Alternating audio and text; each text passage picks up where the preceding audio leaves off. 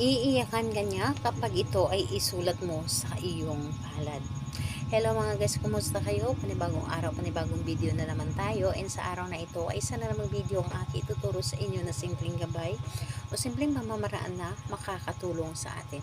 At bago ang lahat, gusto ko lang mag-disclaimer sa mga taong hindi naniniwala at hindi gusto ang mga kagaya nitong video.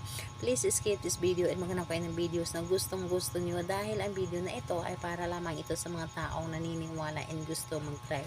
Sa lahat po ng mga nagko-comment po dito sa aking video dito sa loob ng aking channel, mag-ingat sa lahat ng mga nagre-reply sa inyo na dinadala kayo sa kanilang WhatsApp in Imo app upang makaiwas po tayo sa scam.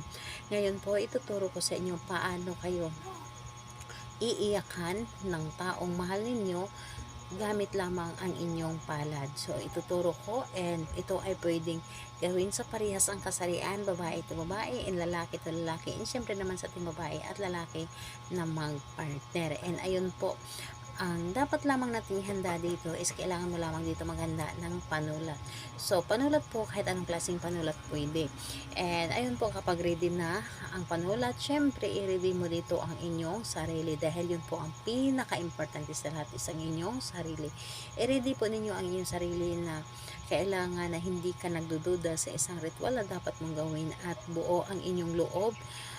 Buo po ang inyong tiwala, paniniwala sa dapat mong gawin na ritual at hindi ka nagdududa dito at hindi ka magdalawang isip sa paggawa nito.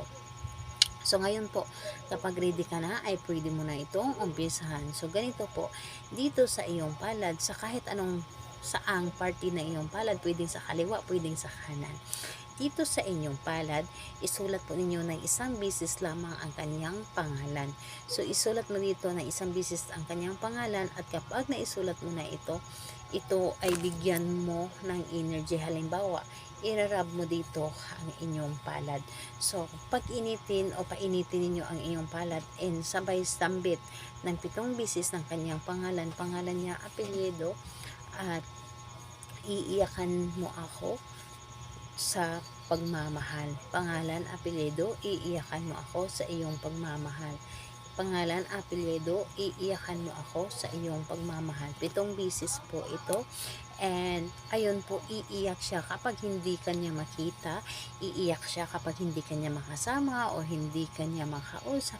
Yung tipong hindi niya ma-explain, hindi niya mapaliwanag yung kung ano yung mararamdaman niya kapag hindi kanya makita, dahil gusto niya ay makita ka palagi, makasama ka palagi, yung tipong ayaw niya na mawala ka sa mga paningin niya. So yun po ang kanyang mararamdaman. And sa paggawa nito, dapat po ay gabi, yung bago kayo matulog.